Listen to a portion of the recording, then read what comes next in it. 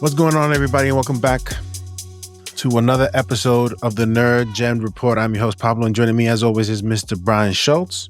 Last we left off, we were talking about Tatum and Simu Liu's love letter. I don't know if we rushed that. I felt like we rushed it because we had life to do afterwards.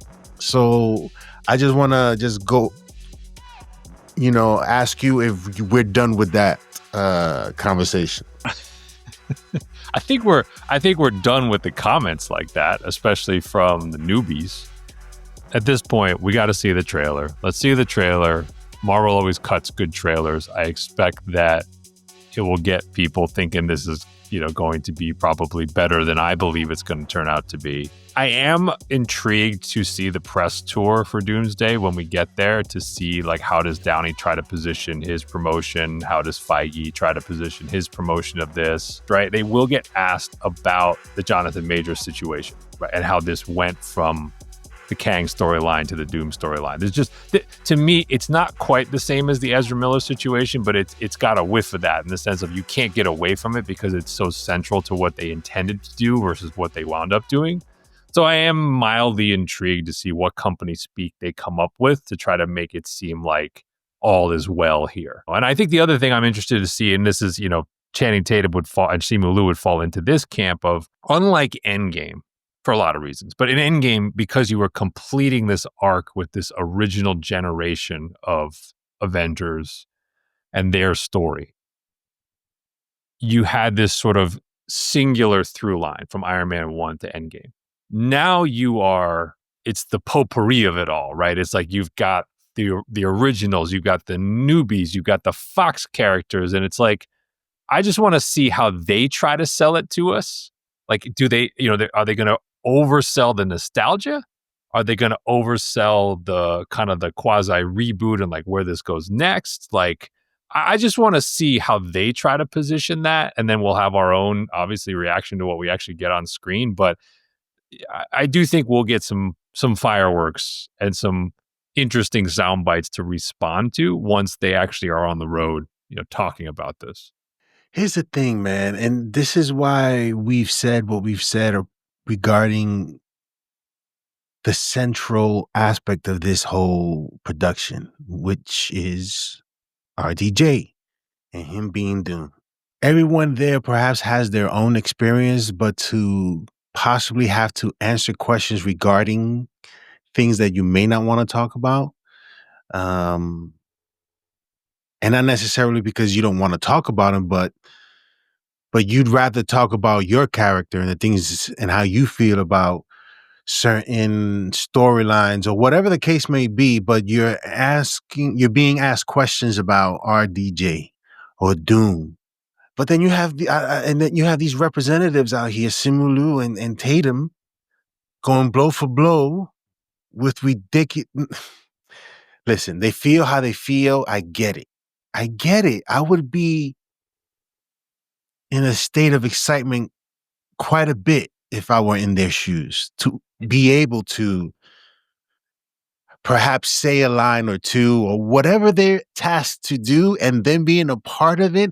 And, again, rubbing elbows with these guys and having lunch and dinners and hanging out, doing something that you perhaps really, really love doing.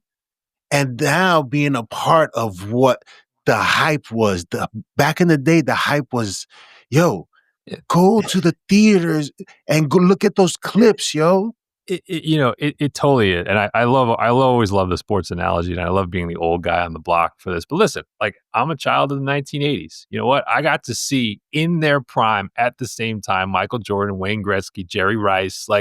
You can show me all of today's players, and I respect them all. I enjoy watching the state of the game in all three cases. But you can't give me anybody who I will ever accept as reaching the heights that those players reach. It's not comparable. And if you were there and you experienced Jerry Rice never being caught from behind and always being wide open, and what Michael Jordan was able to, how many hearts he was able to tear out, including my beloved Knicks over and over again.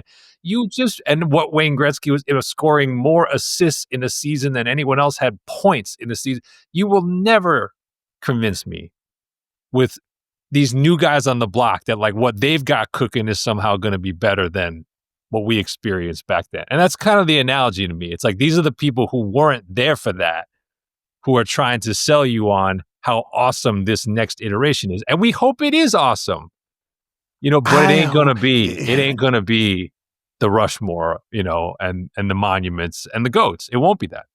Yeah, we hope that it is awesome, but we don't hear anything awesome about what we've been hearing. We've been hearing other stuff.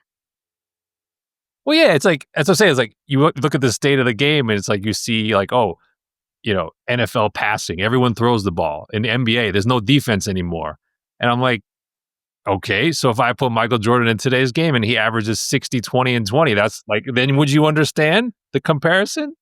Like if Jerry Rice had 3,000 yards and 30 touchdowns in a season, would you understand what we're talking about? That's kind of what we're talking about here. It's just, it isn't really comparable because the state of the universe isn't comparable. And we hope they do a great job, but everything about this project has been about circus and about spectacle and about cash. Whereas as much as that wound up being the output of Endgame was ultimately about the culmination of story and character. And that's why it's great. And that's why it's immortalized. Shout outs to Spivey4994. We had discussions about how Doom, and I don't want to go too further on. We got other stuff to catch up to, but we talked about that possibility. What story can they tell to make this like mind-blowing, right? In one movie. But this one has to set a level of excitement for the next one because we know it's coming. The problem here is, what is this story going to be? Is this story going to be... We already have a framework somewhat of what this is going to be. And this is Doom going after people and being what Gore the God Butcher should have been. He's going to go on a quest. Based on the storylines that we've discussed, and I don't want to talk too much about it because we've talked about them in the past, if there are plot points and their way of telling this story that convinces us, Brian, that this is compelling and this is dope, and we cannot wait for Secret Wars. Could we? Obviously, box office will tell the tale.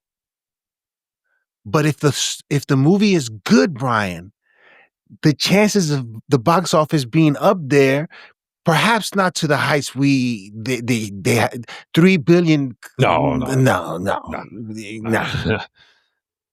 But if it can get to what number would you think is a number that they should be very hopeful for?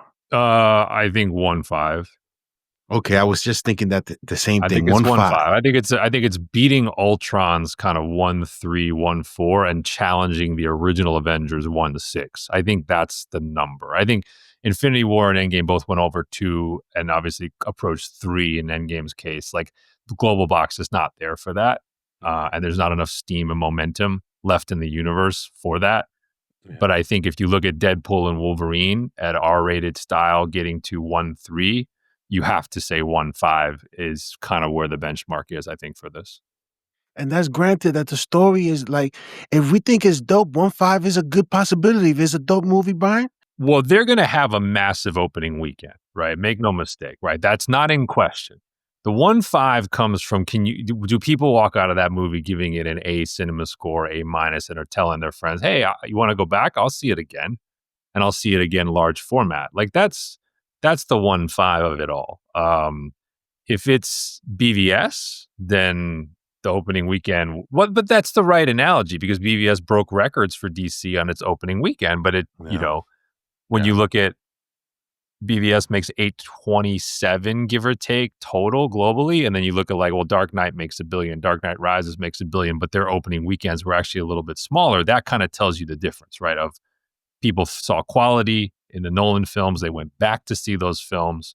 And in the case of BVS, they came out for the spectacle, Batman, Superman, Wonder Woman on the screen, first time.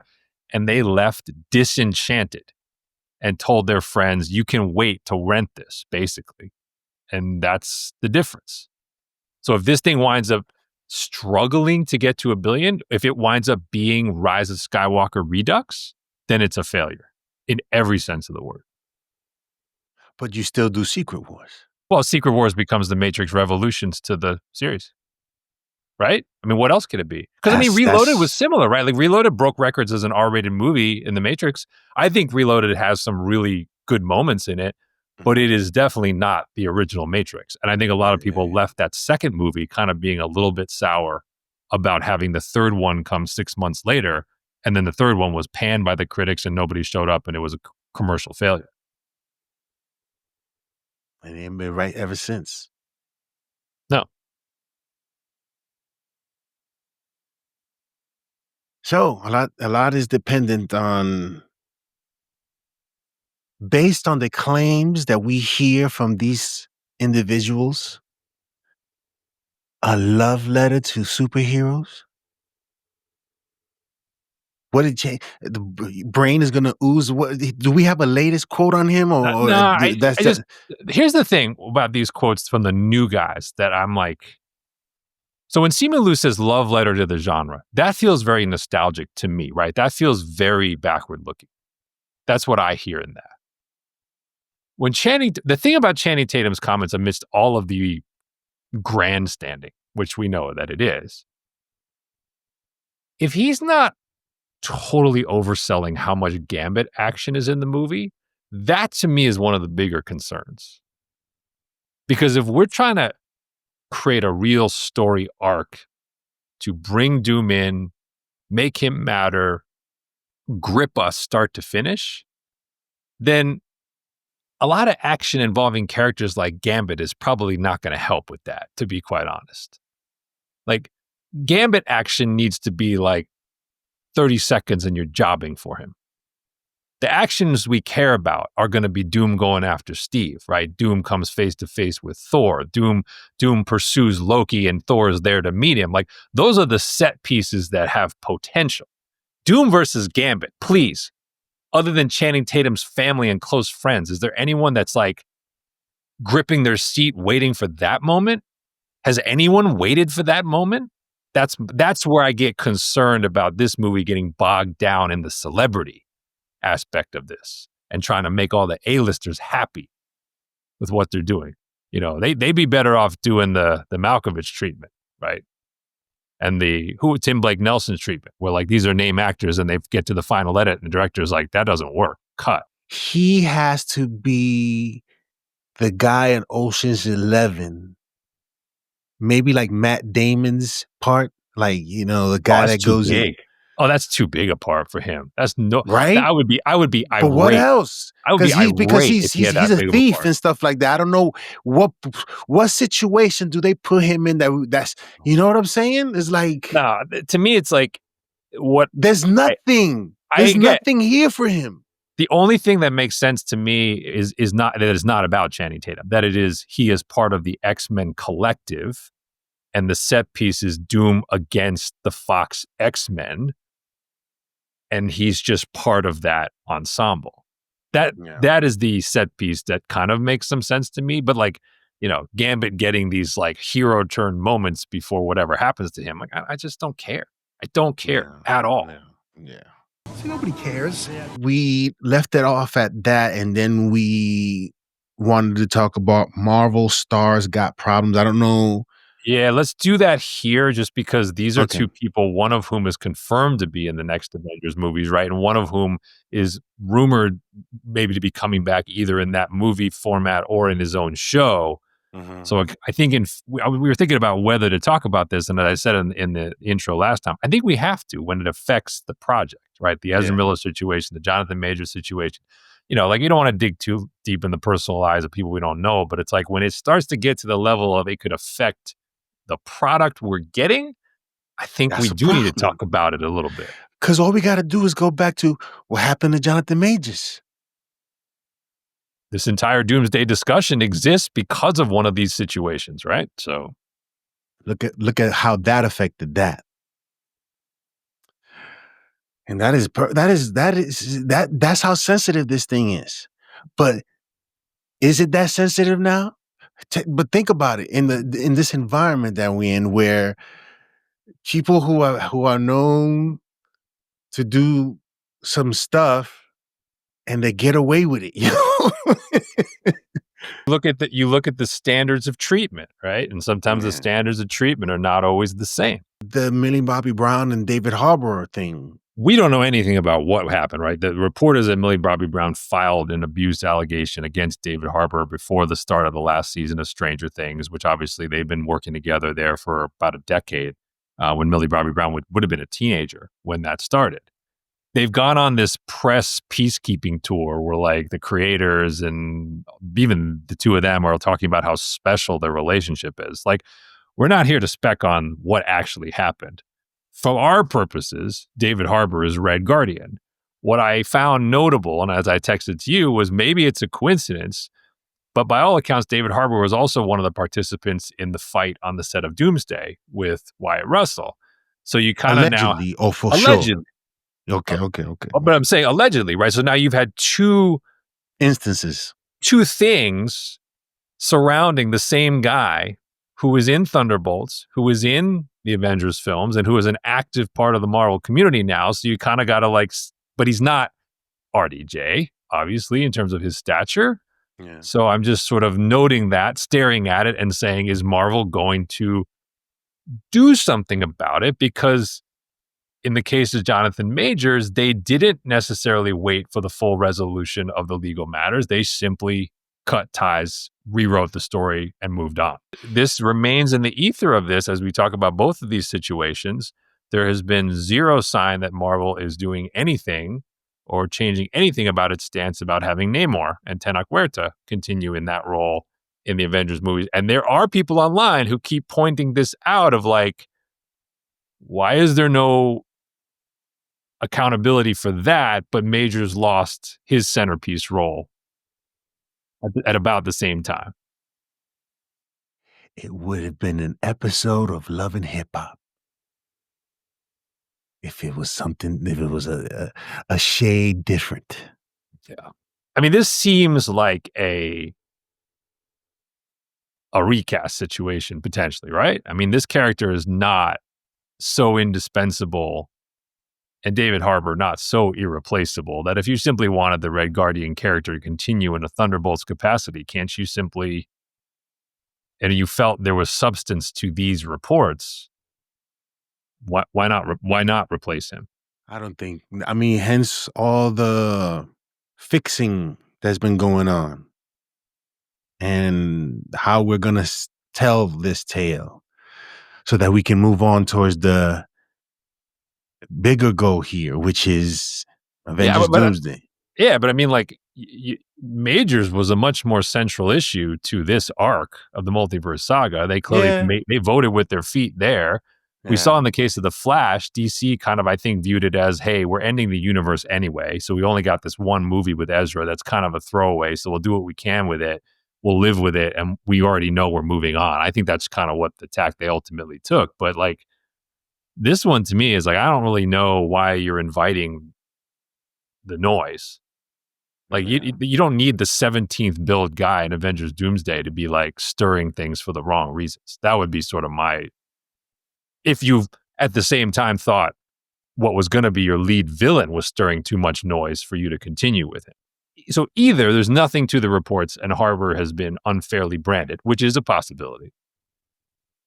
Or if there is something to the reports and they don't do anything about it, you know, people are going to ask questions. Here's the thing, man. I tend to think that we're logical people. And that when people go to court, it's serious. You know what I'm saying? If you go to court, it's serious. Now is I don't know, man. If you do that, it's because you felt a certain way, yo. Yeah, she's a minor at the time of the events. I'm just pointing that out. Like that. That's all I had to say about that. Yeah, there's a whole rabbit hole that we're not qualified to go down, but I'm simply saying that, like, typically the studios do their own investigations, whether those are legitimate or not. And like, if they were to find substance in this, I just don't understand like why you would plant the flag and die on the hill of David Harbour as Red Guardian. And not to go on too long about this, but he is one of the more entertaining parts of when he's on screen. You know what I'm saying? I'm not disagreeing with that. I like his turn as Red Guardian. That's not a commentary. I'm just It saying would be from a business weird. standpoint. Well, yeah. I mean, if all this stuff comes out to be true, but we're seeing that, you know, everybody's, you know, is trying to calm things down and, you know, move on with things. You know what I'm saying? And like I said, if it is unsubstantiated and it's just like internet fodder, then fine. Then you know, then obviously they're justified in not doing anything. Now the other one is a little bit bigger profile, right? Because Jeremy Renner, an original Avenger, who we know was in talks to come back as Hawkeye, whether it was in the movies or not, but he was certainly in talks to come back in a Hawkeye season 2 of that show. And then, you know, I'll let people Google the details, but this is not the first time that this has been raised about him, that, you know, can be abusive, you know, has a drinking problem, like can say and threaten some scary stuff. In this case, some of which was immigration related with regard to the woman that he was with and had worked with. You know, again, it's allegations, but she's posting images of text that she says were between them. It doesn't read well for him, doesn't look good for him. And he was already sort of in Marvel limbo, but he is an original Avenger and he's an Academy Award nominated actor. Like, this is definitely a little higher profile than the David Harbour situation. So what do you do with this one? If they want to do business, they have leverage now. Well, that's for sure. On the show, you mean? Yeah. It's like, what you were asking for? Does it get so messy that it turns people off and just doesn't want? This is not looking good, man. This is just it's not a good look. I mean, it's not a good look. And obviously, like I said, you got to wait. In some ways, you want to wait. You want to be fair for process. But again, we're staring at like the precedent of how these have been handled. So it is now a looming question of like what they're going to do. And as we know, I think there was already kind of, you know, Renner was probably already in the last days of his being Hawkeye, right? So there is that too. Like he was clearly handing that off to Haley Steinfeld to some degree. To the extent he was coming back, it was probably in a more nostalgic sense. So do they just kind of cut it off at the pass and not proceed? Like, but again, these are not the kind of things you want to be answering on a red carpet. Yeah. And there'll be dudes that are going, you know, they're gonna ask that question for sure.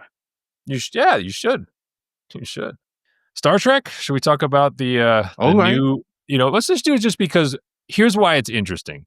Because Paramount and Skydance just completed their merger. Star Trek is a Paramount property, and we know obviously Paramount is circling Warner Brothers and trying to get in on that. So one of the first moves David Ellison has announced is there's been this long would they or wouldn't they question about Chris Pine, Zach Quinto, Zoe Saldana, and that Carl Urban and that iteration, Simon Pegg, that iteration of the Star Trek crew. Would they call it the Kelvin timeline? Would they do a fourth movie after Star Trek Beyond was critically and that was talked about for a decade? Because Star Trek Beyond, I think, was in 2015 and was generally well liked by critics, but not received well by fans. Didn't do well at the box office, and so there was thought of would they or wouldn't they, and they've been kicking it around and trying to get it done. Ellison comes in, Skydance takes over Paramount. Ellison says, "Nope, we're starting over from scratch. Everyone is gone. No connections to priors." I just flag that and say, you know, in the context of well, first off, let's do a Star Trek conversation quickly about what we think about that. But then second, in terms of if Paramount was to secure Warner Brothers, all of this talk of he wants to retain all the creative people. Again, I just point you to the second he got in the seat, having just done a merger, one of his first moves was to completely eradicate one of the big IPs at Paramount and say he wants to start over. It's just time to start over. If there's any time to start over, is now. For certain things, obviously. I know I have made a comment about starting from scratch with DCU, but I think we're too far into it to sort of attempt to do that, especially as much as that would be crazy, though. I have been a little bit more probably the Gunn defender lately than you have in terms of continuity. I think you're kind of, if to the extent you're coming around, is really just a function of timing. But I feel like with Gunn's contract up next year, and I'm just saying, depending on who wins the sweepstakes, it's not a 0% chance. And I'm just pointing out again, if we're focusing on what Paramount would do versus what they're saying they would do, we've got now in the span of a few weeks them meddling with Taylor Sheridan to the point that he said peace, and we've got Ellison saying everyone associated with Star Trek is fired. We're starting over. Those are the actions. I think he's done a good job of eyeing good talent and good scripts and good stories based on, again, 2026 is the big test. Supergirl, Green Lantern, Clayface. I think this is how I would approach him. We love what you've been doing, but I think we need to define the roles a little bit better. But I think there's a way we can work this out. We want you to continue running DCU, but as a studio head. I know you said, Brian, he's not taking. He's too much of a director and writer to give that up. Fine. But do something else. Go do something else. Go write something else, but outside of the DCU. You can still be a writer, director. Do whatever it is that you want to do, but not the DCU. I'd rather you run the studio than create in it. Since we're on this tangent, here's a scenario. What do you think about this? Because I am firmly on the camp that James Gunn will refuse any role that prevents him from being a writer-director of his own projects. I think it means too much to him. What if the compromise was because of the way things have played out, you can finish the Superman saga, but someone else is now going to run the DCU. How do you feel about that? So Man of Tomorrow is too far along. I can't stop that. So he would have two. Okay. He would have two Superman Me being movies. James? No, I'm saying you as a fan, you as us out here in the world. We get handed a solution where maybe it's Michael DeLuca, someone else takes over the DCU. I'm fine with James Gunn finishes a Superman trilogy. Peacemaker's done, right? So that's not coming back anyway. They scrap Creature Commandos and they just say, James, this is it. Superman trilogy, that's your thing. And we're now taking over the broader universe from here. Yes. I'd be down for that as well. I think he's more likely to say yes to that than me too. You can run the studio but never direct. That's why I asked. As James, that is a possible thing. Yeah. But they need somebody to greenlight good ideas, and that's what they need. They need the focus to be on that. Not the bandwidth is not possible for you to direct, right? You're thinking about that when you're doing that. Yes, you do it fast, but you doing it fast has led to a polarizing perspective on what we've seen thus far. It's not all elation as what you got, I think, after Iron Man. After Iron Man, Brian, and Nick Fury saying what he did, the excitement was birthed at that moment. We haven't gotten that. No, but I think also the acclaim Gunn got post Guardians was he was a fresh voice. These were fresh characters. This was a nice, unexpected and very creative turn for the MCU and where it was. And so I just think to the extent what we're struggling with a little bit on the DC side is the homogeneity of it. Right? We're just kind of seeing the same thing over and over again. And it got sloppy. And I think that's the thing. If I was in the room, and I know James Gunn says he loves the finale of Peacemaker, but what I would say to him is, hey, James, I want to show you some of my favorite scenes of yours from Guardians 1, Guardians 3, and even Superman. And I want to put them on screen side by side with what's in the finale of Peacemaker. And I'm like, I would challenge you to tell me that the same care and the same precision and the same imagination is evident in some of those scenes in Peacemaker as there are in some of the high points of those films. And you're the same guy who did those. I'm like, that's, to me, the price of cranking stuff out and moving too fast and maybe having your hands in too many different things. So anyway, I don't want to stay on Gunn. I want to bring it back to Star Trek, but I do think Yes. Oh, sorry. Yes. I do think there's the actions of David Ellison bear watching as you think about him as a potential future owner and shepherd of DC. That's the link here. As it pertains to Star Trek, I have two questions for you. One is, do you think the Star Trek IP can be regenerated in an entertaining and big screen profitable type of way at this point? Absolutely. Look at the sort of look people are giving Predator Badlands in terms of enjoying it. That's where I was wondering where you would go, because that's what I was thinking about. Look at when we go off world, look at what Avatar is going to do. When we go off world, we get, and what I say He-Man is going to do. When we go off world, and Star Trek has been about that, Brian. That's what it's about. Seeing newness and then the relationships between crew members. Right? There's so much there that I think can reinvigorate that IP. So Predator Badlands is absolutely a template for Star Trek from the alien perspective, right? To take us someplace, right? To boldly go where no one has gone before. Let's not forget the mantra of Gene Roddenberry in Star Trek. Here's my second question, though, about Star Trek.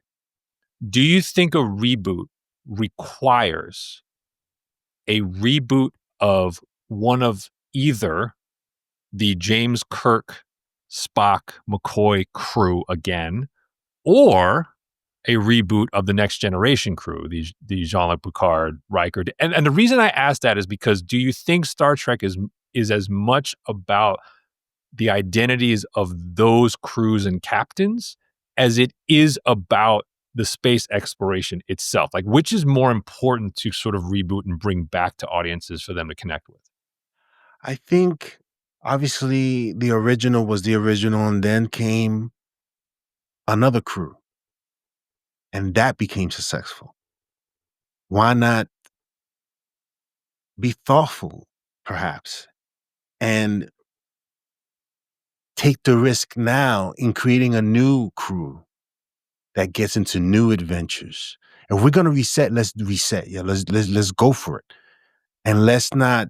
Because we're getting, obviously we know Captain Kirk and these other crew members, but these crew members will be playing the same position. And let's see how they do it. Let's see how they handle it. I think that's more interesting to me.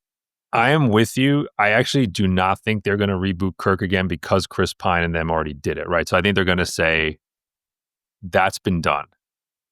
I at least entertain the notion of, would they touch the next gen crew? I mean, they're still doing shows, right? Picard, they were all still doing stuff. I'm with you. I think what I would do is actually borrow the template the Next Generation used, which was they simply went 100 years in the future. And then they acted like what happened in the Kirk universe was part of their history. I realize the Kelvin timeline has maybe muddied that up, but you can obviously retcon what you need to. I would go to a different century. I would probably go forward. I would go to the 25th, the 26th century. I would establish a new crew, but a crew whose history now includes Next Generation, Deep Space Nine, Voyager, and the original series, to where, every once in a while, if you want to loop it around and bring a cameo or do something that's like an Easter egg for people that they remember, you can do that. Honestly, the only thing that I would truly port forward is a Starship Enterprise. To me, that has to be, you can't do another. They've messed around with other craft, and I'm like, I actually think the Starship Enterprise is the most timeless aspect of Star Trek. So I would rather see the NCC 1701. I don't know what they'd be up to. H, J, just make it a futuristic enterprise and show me what that can do. I want to see some new stuff. I remember Joe Rogan. I was watching one of his comedy shows, and he was talking about the new stuff. I'm changing the name of the stuff, but I want the new stuff, yo. Yeah. But and you mentioned Predator Badlands, and I was thinking about Andor too, because Andor went to these different worlds in the Star Wars universe, but it looked there was an exploratory aspect of it, right? Exploratory and to me that would work in Trek as well. It's like, it isn't just in space, it's on these planets, right? The away team, all that sort of stuff. So Yeah, I'm with you. I would go new crew, future century, futuristic new enterprise, and then new challenges. But you can play your Easter eggs back to the former generations here and there that can kind of make people go, oh yeah, there's a Q, or what have you, something like that. Oh, there's a Borg something over here. Like, I don't know, just something that you can do that. But I want new, and I hope they do new. Yeah, man. Everybody always wants to do stuff. Well, not every. Some people like the reboot. Like, that's Hollywood is like that, clearly, right? So that's why I bring it up. Here's the thing about reboots. I think you do reboots with something that had potential and could have worked better if we did it this way, in a new way, whatever. But when we've already had enough of something and it's been done excellently, whatever the case may be, it's time for something new. Yeah. In that same world, because that world doesn't end just with them, yo. Yeah. There's new stuff to see. And like you said, what's the mantra? To boldly go where no one has gone before. That is the mission statement right there. What else are we talking about? It's just not about these guys. I want to see, okay, Michael Jordan. We can't see Michael Jordan play. We got to see the next guy, Kobe. Give me the next guy. If it could be anything like Wembanyama, that guy is killing, Something to see something like that. Give me something new. He's the guy that 40 years from now, if he stays healthy, is probably the one people are going to be saying, I was there for the prime of Victor Wembanyama. Because that stuff doesn't even look real. That stuff looks AI'd some of the time. But that's what I want to see. Yeah, exactly. I agree with you. Star Trek actually gives you enough canon and a library. Again, a lot of novelizations. They've mapped out the galaxy. There's all these places, quadrants they haven't gone to. There's things they can do. If they're willing to be, as you say, and Jane Roddenberry said, bold enough to do it. Speaking of fresh and IP and sci-fi IP and space IP that's desperately trying to find fresh, Sean Levy's talking about Star Wars Starfighter, and he's really trying to sell you that this is new. Really trying. Let me give you this quote. Yeah. It is different in that it is an all new, non-sequel, non-prequel adventure. New characters, new timeline. It inherits legacy themes, but is really trying to give Star Wars and just movie audiences something fresh, something new, and with a spirit of play and big-hearted adventure with moments of real levity that, frankly, A New Hope had in a revolutionary way. End quote. How many times did he say new in that one paragraph? Yeah, he's clearly trying to establish a separation. And I welcome it, obviously, right? I think Star Wars fans welcome it at the attempt at convincing us that there's nothing better than the Luke Skywalkers. You know what I'm saying? But that's out of both sides of their mouth, because later on he says, quote, it's a huge invigorating opportunity because Lucasfilm, which is code for Kathy Kennedy, has been so encouraging me of doing something new. There's no pressure to be derivative or limited by obligation to what came before, but we know they're working on this Simon Kinberg, supposedly Skywalker saga 10, 11, 12. I think you and I would agree that, like, to truly find new is going to have to come under different leadership. So if and when they can ever get Kathy Kennedy out of that seat, then we might find out what new in Star Wars actually looks like. The Mandalorian is Filoni and Favreau's trial run. Audition, absolutely. And based on what you said earlier, because you're the first person that looked at it that way, and I've now heard others, Campia, Burnett, others, Christian Harloff, say the same thing about how this looks. I don't know. I will be curious to know where Disney thinks the bar for this is, because I think there's zero chance that movie sniffs $1 billion or gets anywhere close. I think there's a much greater chance that it's a $500 million movie than it is like an 800 or a 900. In part because it looks small scale, and other than the one leaked sequence we saw on the ship, just not massive enough to be sort of mega Star Wars big screen spectacle. if that's the case, there should be no scenario in which they are given the reins to Star Wars. None. Because Star Wars has to be. That franchise, actually more so than Marvel in some ways, to me, that's the one where if you are cutting a check to make a Star Wars movie, you should be starting your expectation at close to $1 billion if you've done it right. And so if their debut film is 500 million, I don't care what the reviews are, that is not good enough. Like we talk about, was Superman good enough at 600, right? That's sort of like a TBD. Good enough to keep going, certainly not grand enough to call it a smashing, overwhelming, unilateral success. I think 500, 600 for Mandalorian and Grogu is a failure from the standpoint of the two of them as the next shepherds of Star Wars. I still think Star Wars in the right hands is an event and is still should be an event. And you should be underwriting $1 billion global gross for that.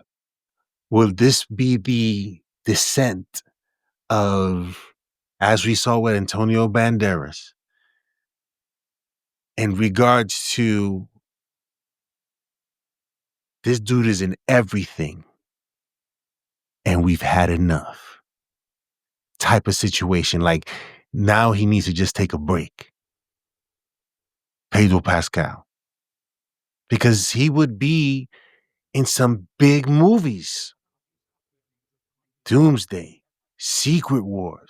If these movies don't, because we have less of an expectation of some of these movies being successful, Brian. Oh, yeah. Doomsday, in terms of reaching certain feats.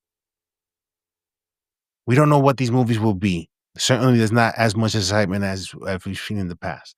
No, this is it. You're right. This is the age of Pascal. We've seen this before with actors, right? And with varied success. I mean, Colin Farrell had this moment 20 years ago.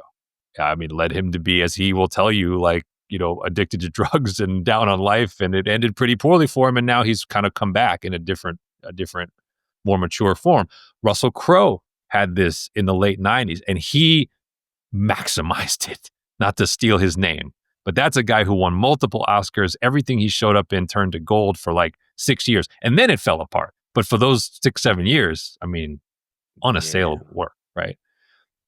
The rarities are Cruise, Leo, Denzel, who never had a moment where they were in like 5 movies a year, right? It was like they worked like once a year, once every 2 years, once every 3 years. But every time they showed up on screen, they delivered entertainment. That is so rare. So Pascal, you bring up the movies. Don't forget Last of Us.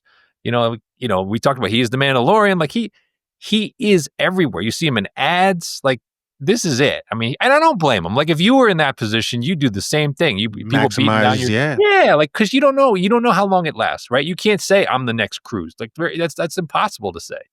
So you got to take that when you can get it. But you're right. This is definitely maximum exposure Pedro Pascal. And I don't put Fantastic Four's box office on him by any means. No.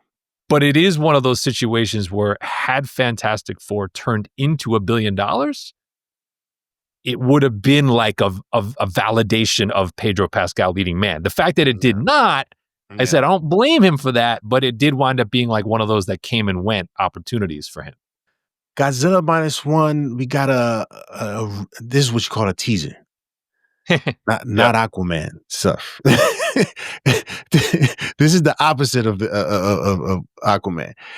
We just got words or a design on a screen. It changed. So it's the Godzilla Minus Zero title reveal. Brian, if you've been watching this channel, we've discussed this movie. It is perhaps a contender for one of those movies to always be a part of our collection. How good Godzilla Minus One was. Mm-hmm. To get this reveal only gets us more excited to see what else can he do based on having more money this time. Yeah, and for him, I mean, the difference between being like a $10 million budget and like a 20 in his hands, that could be something. Did you read anything or have heard anything in particular about this movie that it, sort of has you curious as to, are we going to see other monsters? And are we going to get... So Go ahead. Takashi Yamazaki, that's who we're talking about now, Academy Award winner for the VFX for Godzilla Minus One, is back to write, direct, and do the VFX for Godzilla Minus Zero. Here's the thing that I thought was interesting about the title. The meaning of Godzilla Minus One, which I did not know until after I watched the film, was meant as a state of Japan. So the idea was that World War II, the atomic bombs hit, that's Japan at state zero, right? Like devastation of biblical proportions. Godzilla is the minus one. He brings that to another level of devastation. I thought it was interesting the title goes the other way. So it's not -2, it's -0. So that implies some kind of rebirth, regeneration, recovery. Like if you take the meaning literally, the way they've been sending this through the title, that fascinated me, that it actually implies a positive trend line of some kind in this movie. We know Godzilla is obviously going to regenerate on the bottom of the sea. We saw that. I had that same question for you, which is this movie going to adhere to every other monster movie where in Godzilla movie or where they start out as the villain and then they become the protagonist the next time around? Or do you think this movie will actually lean in somehow to Japan's recovery and maybe better ability to overcome this regenerated monster, and Godzilla remains the villain in the second one? And what do you want to see? What do you want to see? Do you want to see a kaiju showdown in this guy's hands, or do you want to see a more human drama, which is kind of what Godzilla Minus One was at its heart, where Godzilla remains this largely negative force of nature? I'd like to remain, because I think most movies in the beginning, even though most of them were horrible, a lot of them were bad, but some, as a kid watching it, you was always like, wow, this is great, whatever.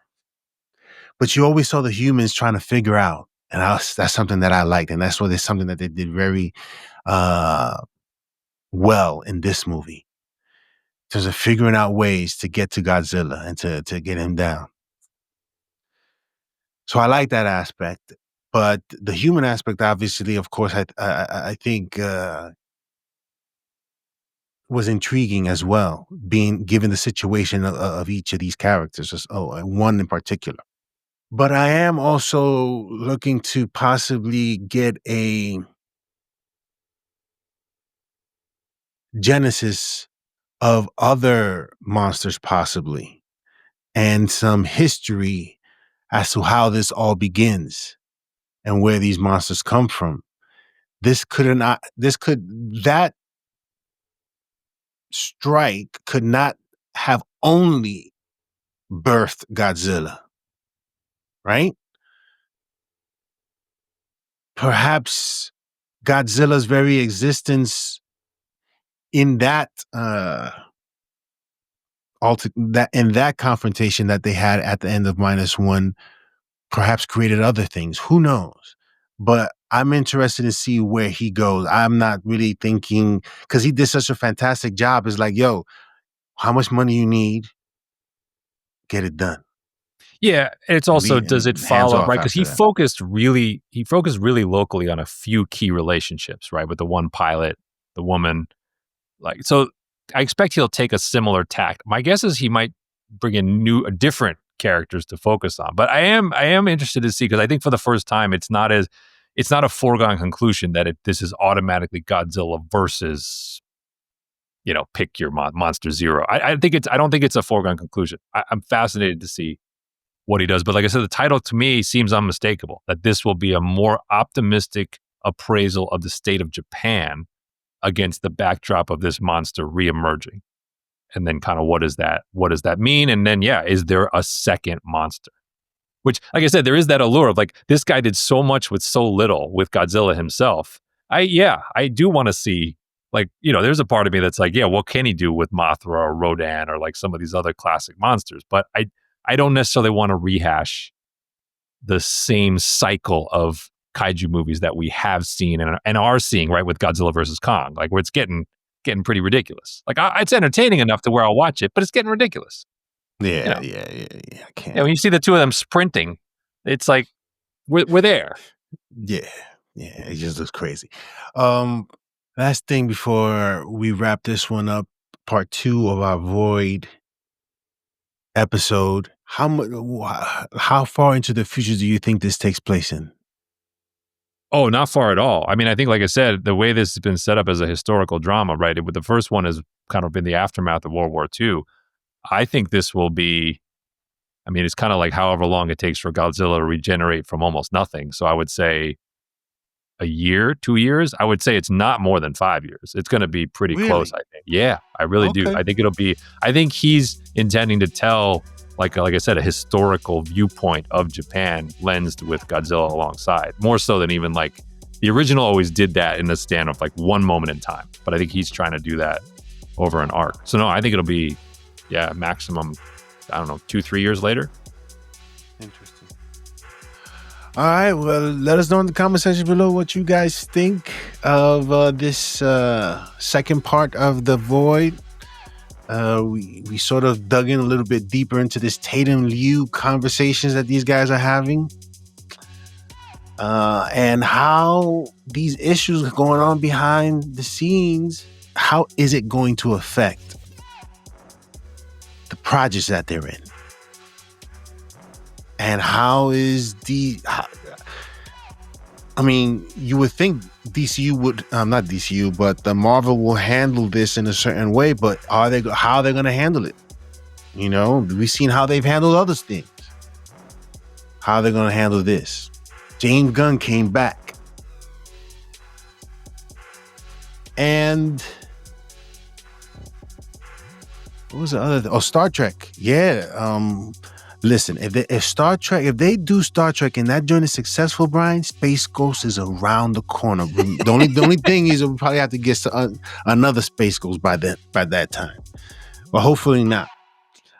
And Godzilla Minus One of the again, if you didn't see it in the theaters, you missed out. But let us know in the comment section below what you think Godzilla Minus Zero will be. Hit that like and subscribe, share it with your friends, and we'll see you next time on the Nerd Gen Report.